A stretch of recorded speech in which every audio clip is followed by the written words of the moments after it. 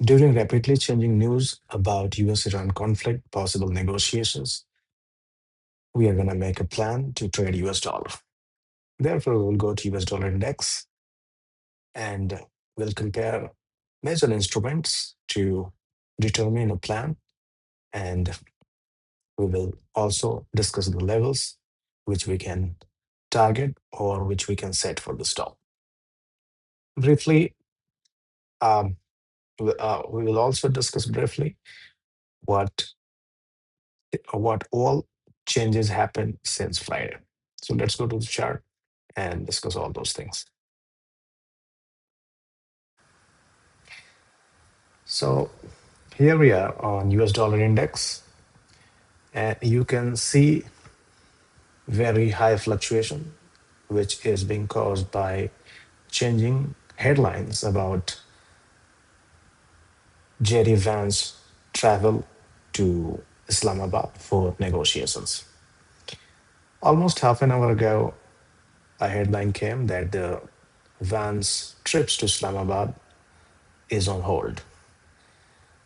And just 8, 9 minutes ago, a news came that Jerry Vance will fly to Islamabad on Wednesday morning. As the market anticipates a possible negotiation and a resultant deal, US dollar index has started falling. We have to look at the overall picture of what all happened since Friday and what we can anticipate. So, this is Tuesday. This was the candle of Monday. I will just zoom in a little bit. This is today's candle. This is the candle of Friday. So you can see that dollar index didn't lose much on Friday because of the correction in euro and pound, which were already at elevated levels and significant resistance zone. They actually crossed the price level where they used to be before US-Iran conflict. Since since euro is the biggest part alone of the dollar index, US dollar index didn't close as a bearish uh, candle. However, the major gainer was Japanese yen, and USD JPY on Friday was significantly bearish. And we had given a plan of trading JPY on Friday, and we have already given an update of what to do about the Japanese yen. However, this video is about trading dollar, and we will find an instrument to trade US dollar against. So if we look at Euro USD and GBP USD, the situation is still the same. Both pairs are stalling, or you can say stagnating around the resistance, and a gradual correction is taking place. Despite dollar index has also stagnated, and there is no significant advancement in dollar index, irrespective of changing headlines. And the reason behind this is that the market is anticipating that the sooner or later a deal is going to happen, because United States itself is looking needier to have a deal with Iran than Iran wants. Although they actually, during the blockade, captured two Iranian ships, which aggravated the situation and resulted into a resumption of closure of Strait of Hormuz by Iran. It looks like they are needy to make a deal with Iran. And it is the US which started the war, and it is the US now which is now more needy to make a deal, which is why market anticipates that a deal is going to happen and ceasefire may be extended, or this war is presumed to be to have ended already. So that's why dollar index and oil are no longer advancing beyond their previous highs. And that's why you can see that despite this correction in GBP USD and Euro USD, there is no significant gain in US dollar index. When I say there is no significant gain in US dollar index, I would like to tell you that US dollar index has fallen below a confluence resistance zone made by 100-day and 200-day simple moving average, which is now giving a level of 98.31. And it has been staying below that level since 13th April, not since Friday, and it couldn't break above this. So market is looking like that market is looking convinced about a possible negotiation and a resulting deal. Another reason is positive retail sales from the US, which has boosted the US dollar today. However, today's movement so far to the upside is not significant enough to give us a closing above this previous bearish candle. You can see the current fluctuation is capable enough of pushing it to the downside, and even an hour or maybe 2 hour will be sufficient to erase the all gains of the day. It is irrespective of what gains US dollar had because of the positive retail sales today. So that's why the overall scenario here is to sell US dollar unless it closes above 98.50 today. Given the headlines and the overall situation and the domestic political situation of the US, the whole world is convinced that this is going into some sort of final deal and no more escalation or resumption of war. So now let's compare what we are going to buy. Are we going to buy Euro USD? No. Euro USD and GBP USD are in correction mode, as uh, told on Friday, and there remains to be in correction mode. So even if there will be intraday upside movement, the daily time frame is not gonna show us any bullish movement on these two pairs. If we look at the big time gainers like AUD USD and NZD USD, these two pairs also have broken above their previous swing resistance made by previous swing highs. For example, these are the swing highs made by NZD USD. You can see on the chart. You can look at the crosshair, and you can clearly see the similar situation on AUD USD. This was the previous swing high. It already broke our previous swing high, and now it is moving to the sideways. At the same time, let's look at USD CHF and USD CAD. USD CHF rather has a different picture. USD CHF has been consistently bearish, and USD CHF has better potential to remain bearish, while US dollar will be gradually losing.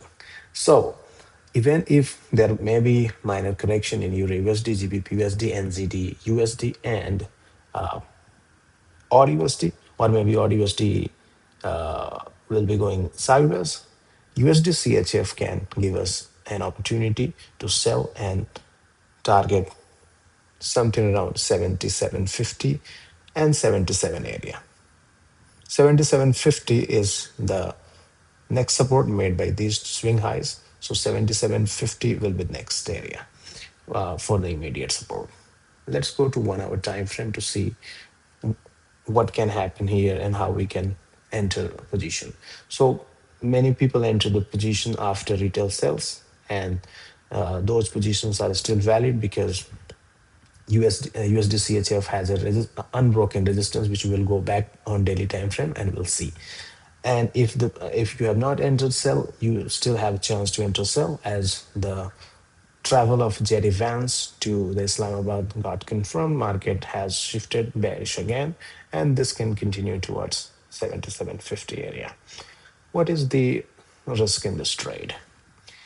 USD CHF must not close any daily candle above the recent swing high, which is the nearest and immediate resistance.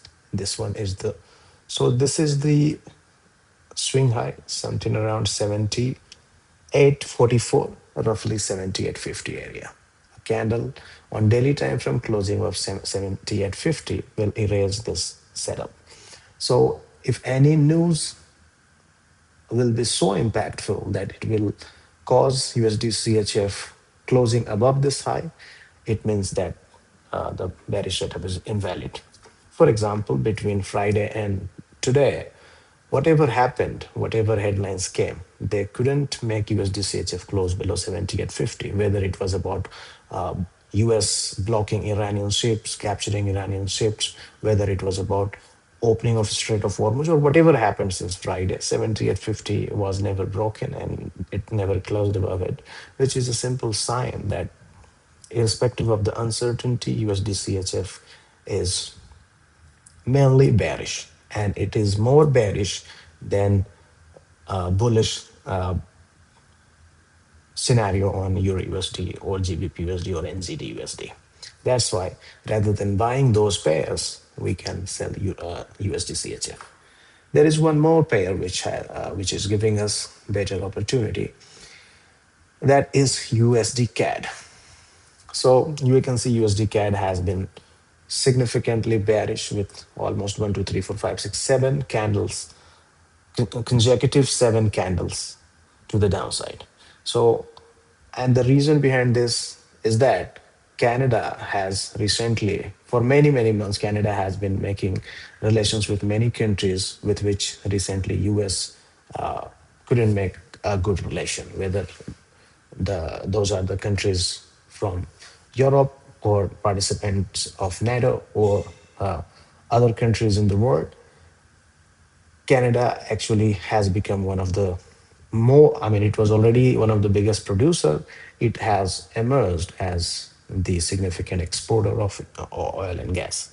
So while oil and gas crisis was impacting the world, not only oil prices was rising or US dollar was gaining, Canada was also getting benefited on the later part, which is why Canadian dollar reversed all the gains of USD CAD. So you can see this was the gain of USD CAD and almost reversed to the downside.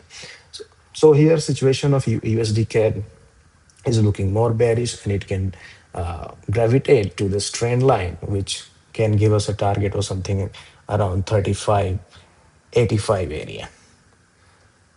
We have to be a little careful in the move in USD CAD on daily time frame, because what happens sometimes that when Japanese traders sell USD JPY on positive development in US Iran conflict, CAD JPY is also sold off significantly, which temporarily boosts USD CAD. In other words, USD CAD goes up while USD JPY goes down. Since USD JPY is much more traded pair, its impact actually keeps USD CAD boosted. So if we are trading USD CAD, we have to look for a different scenario. While USD JPY is retracing to the downside, USD CAD may be retracing to the upside. That can give you a better chance to enter sell in USD CAD, not at the same time. For example, I'll give you a very simple example here on 1 hour time frame. Let's go. You can see right now that the in last two candles, USD CAD has gone to the upside. And in the current candle, it is trying to go down. Now see the effect on USD JPY. In last two candles, what happened? USD didn't go to the upside. In this candle, USD